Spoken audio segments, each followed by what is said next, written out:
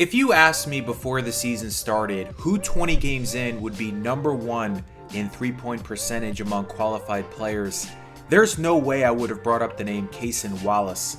But that precisely is who is leading the league in this department. On 42 attempts, the rookie guard is shooting 52.4% from downtown.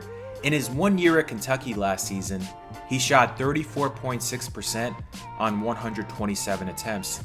Coming into the league, what Wallace was most known for was his pesky, tenacious defense. Many compared him to Marcus Smart or Drew Holiday. And it is important to emphasize that he's been very good on this end of the floor too.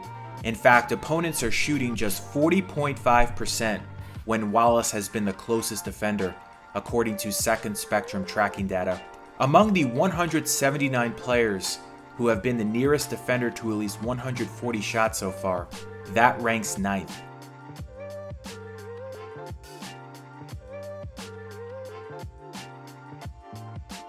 Going back to the offensive side, 43% of his shot attempts so far have come from three-point range.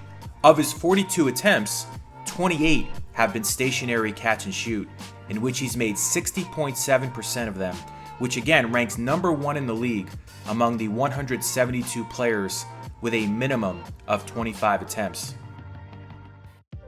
The Thunder averaged the third most shots in transition, and Wallace is one of their players who has taken at least 20% of his shots in this fashion, including a few that were three-pointers. He's only taken 3 three-pointers that were not some form of catch and shoot, whether it be stationary, relocation, or transition on the move, and those were all misses. OKC, largely because of Shai Gilgeous-Alexander's ability to get into the paint, takes so many threes off kickouts from the paint. They average the 4th most per 100 possessions, according to Second Spectrum. Only Dallas, New York, and Sacramento rank higher. The other thing you'll see Wallace do a lot of is get behind the defense, hang around the baseline, and be the recipient of interior passes for layups. This is also a common thing we see with Josh Giddey. Wallace has taken 14 shots in this manner, per data. Among all guards, that's tied for the 4th most. Ironically, Drew Holiday has the same number of them. Giddey ranks 2nd. Moses Moody of the Warriors actually leads all guards in this category, and Russell Westbrook is also in the top 5.